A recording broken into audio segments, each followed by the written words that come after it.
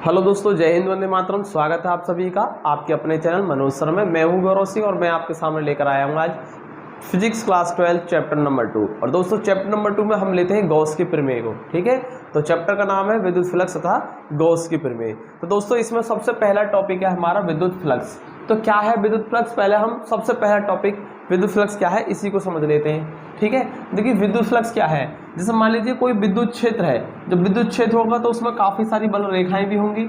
ठीक है, और इन बल रेखाओं के मार्ग में हमने कोई एक छोटा सा हमने क्षेत्रफल रख दिया। ठीक है, तो इस क्षेत्रफल से पास होने वाली कुल अभिलंबित बल रेखाओं की संख्या को ही विद्युत फ्लक्स कहते हैं। तो दोस्तों विद्युत फ्लक्स कोई नई चीज नहीं है, किसी क्षेत्रफल से होकर गुजरने वाली अभिलंबित बल रेखाओं की जो संख्या होती है टोटल, उसी को कहते हैं हम। ठीक है, विद्युत फ्लक्स। जैसे कि मान लीजिए ये कोई हमारा एक क्षेत्रफल है, इससे काफ़ी सारी बल रेखाएं गुजर रही हैं। इस तरीके से काफ़ी सारी बल रेखाएं इसमें से होकर गुजर रही हैं। और एक और पृष्ठ ले लिया, इसमें से कुछ बल रेखाएं गुजर रही हैं और इसमें से मान लीजिए इतनी बल रेखाएं गुजर रही हैं दोस्तों। ठीक है, तो इसमें देखिए इसमें बल रेखाओं की संख्या क्या है, अधिक है, और इसमें बल रेखाओं की संख्या कम है। तो दोस्तों इस पृष्ठ से होकर गुजरने वाला फ्लक्स का मान क्या होगा, अत्यधिक होगा। तो इसका फ्लक्स ज़्यादा है क्योंकि क्षेत्रफल क्या ले लिया हमने, बराबर बराबर लिए हैं। ठीक है दोस्तों, जब क्षेत्रफल हमारे क्या है, बराबर बराबर है, लेकिन बल रेखाओं की संख्या इसमें ज़्यादा, बल रेखाओं की संख्या इसमें कैसी है, कम है। ठीक है, तो किसी क्षेत्रफल से होकर गुजरने वाली कुल बल रेखाओं की संख्या को ही क्या कहते हैं, विद्युत फ्लक्स कहते हैं। लेकिन अभिलंबित अगर लंबवत पृष्ठ रखा हुआ है तो सबसे ज़्यादा बल रेखाएं गुजरती हैं, इसलिए बोलते हैं हम कि पृष्ठ से होकर अभिलंबित गुजरने वाली कुल बल रेखाओं की संख्या को ही विद्युत फ्लक्स कहते हैं। तो दोस्तों यहाँ पर फ्लक्स का मान अधिक है और यहाँ फ्लक्स का मान क्या है, कम, क्योंकि यहाँ बल रेखाएं ज़्यादा है और यहाँ बल रेखाएं क्या है, कम है। ठीक है, तो आई थिंक आपको समझ में आएगा विद्युत फ्लक्स क्या चीज़ है। तो विद्युत फ्लक्स कोई नई चीज़ नहीं होता है, किसी पृष्ठ से अभिलंबित गुजरने वाली कुल बल रेखाओं की संख्या ही जो होती है दोस्तों, उस संख्या को ही बोलते हैं हम विद्युत फ्लक्स। ठीक है दोस्तों, तो आई होप कि आपको इतना समझ में आया होगा। तो चलिए हम आगे की तरफ चलते हैं। यदि मान लीजिए इस क्षेत्रफल और लंबवत बल रेखा, ये जो बल रेखाएं गुजर रही हैं बल रेखाओं के बीच, ठीक है, और इसका क्षेत्रफल सदिश, दोस्तों क्षेत्रफल सदिश क्या होता है, देखिए पहले मैं आपको क्षेत्रफल सदिश के बारे में थोड़ा सा जानकारी दे दूं। क्षेत्रफल सदिश क्या होता है। क्षेत्रफल सदिश के लिए क्या करना होगा, कोई भी एक पृष्ठ ले लिया आपने, पृष्ठ पर लंबवत क्या खींच दें आप, ठीक है, यानी कि एक कह सकते हैं नॉर्मल ड्रॉ कर दीजिए या लंबवत वेक्टर खींच दो, नॉर्मल कह सकते हैं, वही होता है उस पृष्ठ पर क्या, ये हो जाएगा क्षेत्रफल सदिश। जैसे कि दोस्तों ये पृष्ठ है मेरे पास, ठीक है, ये डस्टर है और ये पृष्ठ है, इस पर अगर मान लीजिए मैं इसका क्षेत्रफल सदिश खींचूं इस सतह का, इसका क्षेत्रफल सदिश कैसे आएगा दोस्तों, इस पर लंबवत ऊपर की तरफ क्या कर दें आप, इस तरीके से। ठीक है दोस्तों, इस तरीके से आपने क्या खींच दिया, एक सदिश खींच दिया, और यही सदिश क्या हो रहा है दोस्तों, इस पर क्षेत्रफल सदिश हो जाएगा। ठीक है दोस्तों, अगर मान लीजिए हमारे पास कोई और पृष्ठ है, जैसे कि ये है, बुक है हमारे पास ये, और इसका ये पृष्ठ है ऊपर वाला, इस पर मैं क्षेत्रफल सदिश खींचना चाहता हूँ, और ये मैंने इस तरीके से रख रखा है दोस्तों। ठीक है, इस पर क्षेत्रफल सदिश कैसे खींचेगा, इस पृष्ठ के लंबवत आप क्या खींचते, एक वेक्टर खींचते, इस तरीके से दिख रहा है आपको, तो इस तरीके से लंबवत आपने क्या खींच दिया, एक ठीक सदिश खींच दिया, तो ये जो सदिश है यही हो जाएगा इसका क्षेत्रफल सदिश। ओके दोस्तों, तो क्षेत्रफल सदिश कुछ नहीं होता, पृष्ठ पर खींचा गया क्या होता है, अभिलंबवत एक वेक्टर होता है जिसको हम क्या बोलते हैं, क्षेत्रफल सदिश बोलते हैं। ठीक है दोस्तों, तो कहने का मतलब ये है कि अगर बल रेखाओं और क्षेत्रफल सदिश के बीच में अगर थीटा कोण बना हुआ है तो हमारा जो फ्लक्स का जो फॉर्मूला होता है, फ्लक्स को फाई से प्रदर्शित करते हैं, और ये हो जाएगा हमारा ई ए कॉस थीटा होता है दोस्तों। ठीक है दोस्तों, अगर यदि मान लीजिए अभिलंबवत बल रेखाएं गुजर रही हैं तो कॉस थीटा, थीटा का मान 0 होने से दोस्तों क्या हो जाएगा, ई ए हो जाता है ये। ठीक है, और यहाँ पर हम ले सकते हैं फाई बराबर क्या हो जाएगा, ई ए हो जाएगा, यानी कह सकते हैं विद्युत क्षेत्र और क्षेत्रफल सदिश के गुणनफल को ही विद्युत फ्लक्स कहते हैं।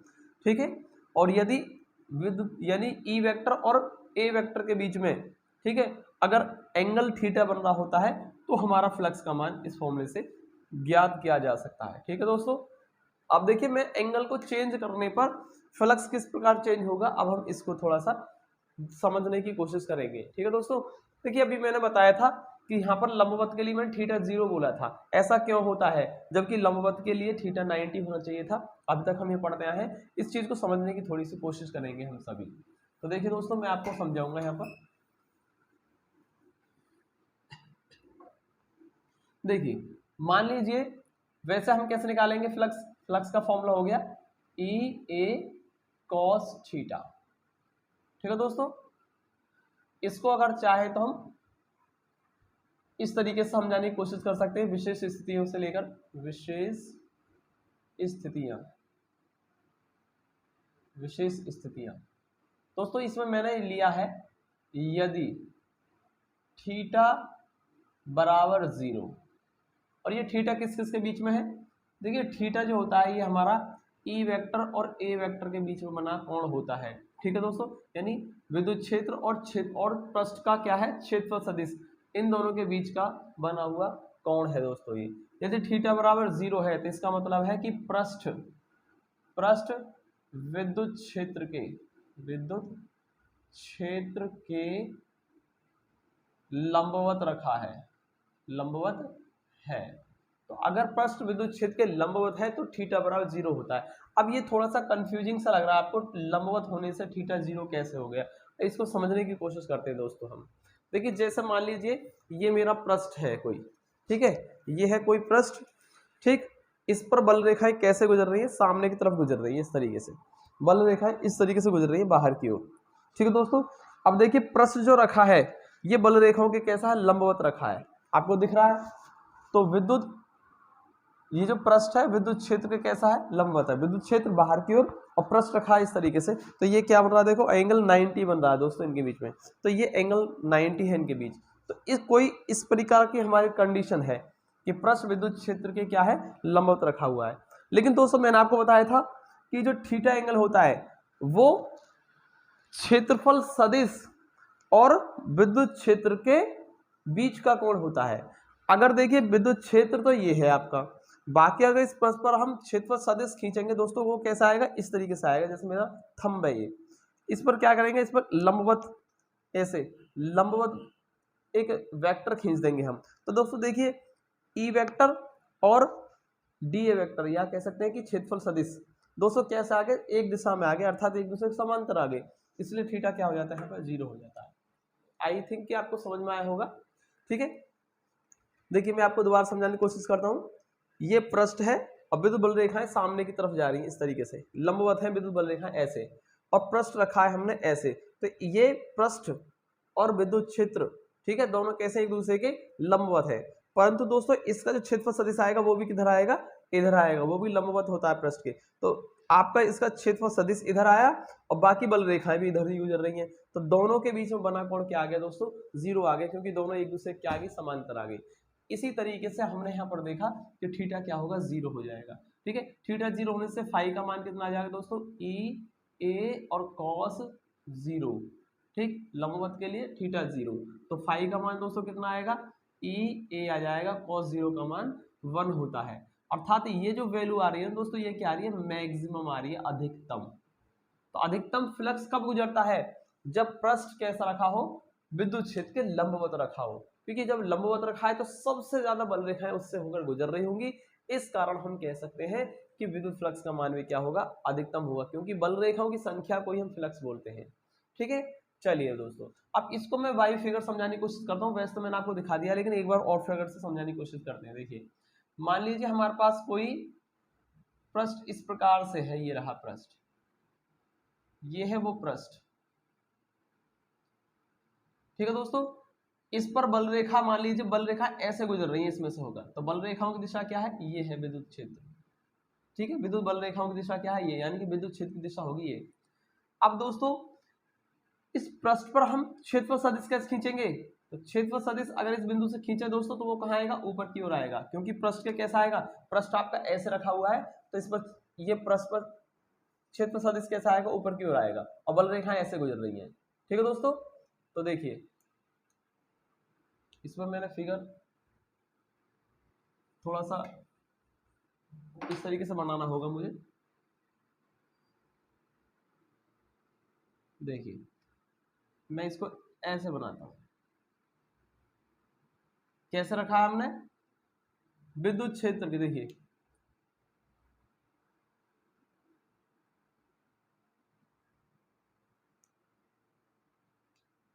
देखो दोस्तों, विद्युत क्षेत्र किस तरीके से आपका, इधर है विद्युत क्षेत्र ई,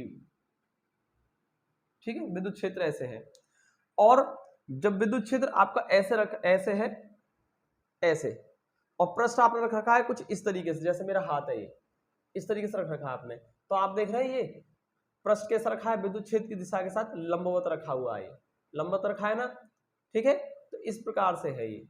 लेकिन दोस्तों अगर इस पर मैं इस बिंदु से होकर इसका क्षेत्रफल सदिश खींचूं तो किधर जाएगा दोस्तों, पृष्ठ के लंबवत, पृष्ठ कैसे रखा था आपका, इस तरीके से, तो इसके लंबवत कैसे जाएगा, ऐसे जाएगा पृष्ठ, तो दोस्तों पृष्ठ भी आ गया इसका कैसे, इधर आ गया हमारा, ठीक है, क्षेत्रफल सदिश भी हमारा इधर को आ जाएगा, ओके, ए वेक्टर। और अब दोस्तों हमारा क्या होगा, यहाँ पर दोनों एक दूसरे के आगे समांतर आ चुके हैं, विद्युत क्षेत्र भी और, ठीक है, क्षेत्रफल सदिश भी, ओके। तो इस तरीके से हमारा यहाँ पर एंगल क्या होता है, थीटा 0 हो जाता है, और जबकि पृष्ठ कैसा रखा है, विद्युत क्षेत्र के साथ लंबवत रखा हुआ है, कुछ इस प्रकार से समझ सकते हैं आप इसे। तो देखिए पृष्ठ आपका ऐसा रखा हुआ है, लंबवत रखा है विद्युत क्षेत्र के साथ, लेकिन उसका क्षेत्रफल सदिश और ई वेक्टर दोनों एक दिशा में आगे समांतर आगे से थीटा बराबर 0 हो गया, और हमारा अधिकतम बल यानी कि विद्युत फ्लक्स का मान क्या होगा, अधिकतम होगा यहाँ पर, ठीक है दोस्तों। अब इसको मैं थोड़ा सा ऐसे और समझाने की कोशिश करता हूँ। देखिए जब ये पृष्ठ कैसे रखा हुआ है, लंबवत रखा हुआ है, बल रेखाएं मान लीजिए इसमें से ऐसे गुजर रही हैं, तो ये बल रेखाओं के साथ कैसा है, पृष्ठ लंबवत रखा हुआ है ना, तो इसमें से यहाँ से यहाँ से यहाँ से यहाँ से काफी सारी बल रेखाएं गुजर रही होंगी। तो दोस्तों सबसे अधिक बल रेखाएं तभी गुजरेंगी जब ये पृष्ठ ऐसा हो, बल रेखाएं ऐसे पास हो रही हो लंबवत, तो सबसे ज्यादा बल रेखाएं इसी कंडीशन में गुजरेंगी। अगर आप इसको क्या कर दें, घुमाकर समांतर कर दें इस तरीके से, ये कर दिया आपने क्या, पृष्ठ विद्युत क्षेत्र के साथ कैसे कर दिया, समांतर। अब दोस्तों देख रहे हैं आप यहाँ से कुछ ही बल रेखाएं गुजरेंगी, बहुत थोड़ी बल रेखाएं गुजरेंगी इसमें से, और ऐसे कर दोगे तो ज्यादा बल रेखाएं गुजरेंगी इस पृष्ठ से होकर। तो दोस्तों लंबवत जब रखा होता है पृष्ठ विद्युत क्षेत्र के साथ, तो उसमें से सबसे अधिक बल रेखाएं गुजरती हैं, इसी कारण विद्युत फ्लक्स का मान क्या होता है, अधिकतम होता है, जो कि हमने यहाँ पर शो कर दिया है। ठीक है दोस्तों, मैंने इसको समझाने की कोशिश की है, तरह तरह से एग्जाम्पल लेकर मैं समझाने की कोशिश की है, बस थोड़ा सा आप फोकस करें इस पर, समझने की कोशिश करेंगे, ठीक है। चलिए सेकंड अगर हम लेते हैं, स्थिति क्या है कि यदि थीटा बराबर 90 डिग्री, और 90 डिग्री का मतलब समझ गए आप कि पृष्ठ कैसा रखा है, पृष्ठ विद्युत क्षेत्र के साथ, विद्युत क्षेत्र के साथ समांतर है, समांतर है। और अभी मैंने दिखाया था दोस्तों एग्जाम्पल से, जब आपने समांतर कर दिया तो बल रेखाएं कैसी होगी, सबसे कम बल रेखाएं गुजरेंगी दोस्तों, इस तरीके से देखिए, पहले लंबवत था इस तरीके से, अब आपने क्या कर दिया, इसको समांतर कर दिया, ये ऐसे कर दिया पृष्ठ को, तो अब इसमें से बहुत कम बल रेखाएं गुजरेंगी, या हो सकता है कि कोई बल रेखा ना गुजरे। जब बल रेखाएं नहीं होंगी तो इसका मतलब क्या हो जाएगा, फ्लक्स का मान भी क्या आएगा, मिनिमम आएगा, या हो सकता है शून्य भी आ जाए, ठीक है।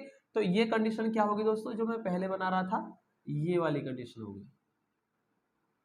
तो ये वाली होगी दोस्तों कंडीशन, ठीक है। तो विद्युत क्षेत्र ऐसे है दोस्तों, ठीक है, पृष्ठ रखा है इस तरीके से, ऐसे पृष्ठ रखा है, बल रेखाएं भी कैसे गुजर रही है, ऐसे गुजर रही है, ठीक। अब इसका क्षेत्रफल सदिश तो ऐसे आएगा ऊपर की तरफ, तो दोस्तों इस पर क्षेत्रफल सदिश कैसा आएगा, ऊपर की आ जाएगा, ऊपर की ओर आएगा, ए वेक्टर कर सकते हैं, ठीक है। अगर मान लीजिए आप इसमें छोटा सा क्षेत्रफल ले लेते हैं ना, तो वो सूक्ष्म क्षेत्रफल सदिश डी ए वेक्टर भी आप लिख सकते हैं, डी ए वेक्टर, क्योंकि इस पर छोटा सा क्षेत्रफल लीजिए और उस पर लंब खींच दीजिए आप, ठीक है।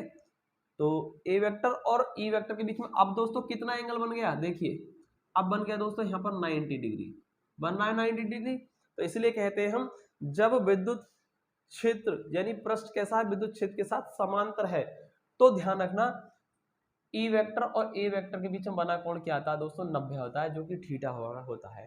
तो यहाँ देख रहे हैं आप कि थोड़ा उल्टा लग रहा है, लंबवत के लिए थीटा 0 और समांतर के लिए थीटा 90 है, ठीक है। तो ये थोड़ा सा कंफ्यूजिंग होता है, थोड़ा समझने की कोशिश करना है इस चीज को, बाई फिगर बनाने की मैंने कोशिश की है। तो आपका देखिए फाई का मान कितना हो जाएगा, ई ए और cos 90 हो जाएगा दोस्तों, और cos 90 हम होता है हमारा 0, यानी फाई का मान आ गया दोस्तों 0, और या कह सकते हैं इसे मिनिमम भी कह सकते हैं, या तो मिनिमम होगा कम से कम, यानी बहुत ही कम बल रेखाएं गुजरेंगी, या हो सकता है कि अगर एक भी बल रेखा ना गुजरे तो फ्लक्स का मान क्या आएगा, 0 आ जाएगा। तो 0 का मतलब यहाँ ये नहीं है एकदम जीरो, एकदम जीरो केवल उसी कंडीशन में हो सकता है जब कोई बल रेखा ना गुजरे, ठीक है। लेकिन अगर मान लीजिए कुछ बल रेखाएं गुजर रही है और बहुत कम बल रेखाएं गुजरेंगी, उस कंडीशन में सबसे कम बल रेखा उसी कंडीशन में गुजरेंगी, तो इसलिए वहां पर क्या आएगा, मिनिमम आएगा, ठीक है। फ्लक्स का मान क्या आएगा, मिनिमम आएगा। दोस्तों इतना समझ में आया आपको। अब मैं इसमें एक थर्ड कंडीशन और लेने की कोशिश करता हूं। यदि हमने एक काम कर दिया है इसमें, थीटा बराबर क्या कर दिया दोस्तों, 180 डिग्री कर दिया है, ठीक है। 180 करने का मतलब भी क्या हो गया दोस्तों, हमने ये जो साइड थी ना, ये पहले 90 घुमाया और फिर हमने फिर 90 घुमा दिया, तो ये फिर से कैसा आ गया, लंबवत ही आ गया, ठीक है। तो अर्थात इस बार भी पृष्ठ क्या रखा है, विद्युत क्षेत्र के साथ लंबवत रखा है। तो कैसे होगा, कुछ इस तरीके से बन जाएगा, बस इसकी साइड चेंज हो जाएगी दोस्तों इस तरीके से। तो ये साइड इसकी क्या चली गई, दूसरी साइड इधर से इधर चली गई। तो देखिए दोस्तों, इस पर देखिए दोस्तों, पहले हमने ऐसे रखा था, ठीक। अब हमने क्या कर दिया, इसको ऐसे कर दिया है, तो बाकी क्षेत्रफल सदिश जो आएगा इसका वो तो इधर आ गया, और ई वेक्टर विद्युत क्षेत्र तो हमारा इधर ही है ना, तो ई वेक्टर आपका इधर है दोस्तों। अब एंगल कितना बन गया, 180 बन गया। तो लंबवत ही होता है दोस्तों, इस कंडीशन में क्या होता है, पृष्ठ लंबवत ही होता है, ठीक है। ओके दोस्तों, लेकिन क्या रहेगा यहाँ पर, एंगल 180 आ जाएगा। तो फाई का मान जो आएगा दोस्तों कितना आएगा, ई ए कॉस 180, और कॉस 180 की वैल्यू क्या होती है दोस्तों, कॉस 180 की वैल्यू क्या आती है, कॉस 180 की वैल्यू आती है 90 प्लस 90 साइन 90। तो दोस्तों ये भी हमारा क्या आएगा, माइनस के 1 आ जाएगा, cos 180 -1 हो जाएगा ई ए, और होगा नेगेटिव। तो दोस्तों ये भी क्या रहे, माइनस के ई ए आ गया, मतलब क्या है, मैक्सिमम तो है लेकिन कैसा है, ऋणात्मक फ्लक्स होगा। तो फ्लक्स का मान ऋणात्मक होगा, परंतु क्या होगा, अधिकतम होगा, ठीक है। मैक्सिमम तो होगा, फ्लक्स का मान तो अधिकतम होगा, परंतु क्या होगा, ऋणात्मक फ्लक्स आपको प्राप्त होगा यहाँ पर, ठीक है।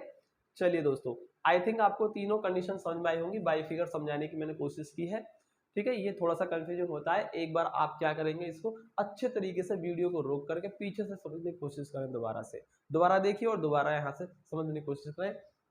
और अगर इसमें अभी भी कोई प्रॉब्लम आ रही है तो आप कमेंट सेक्शन में बताएं कि हमें क्लियर नहीं हुआ है, तो मैं आपको अगेन फिर से नए एग्जाम्पल से समझाने की कोशिश करूंगा, ठीक है दोस्तों।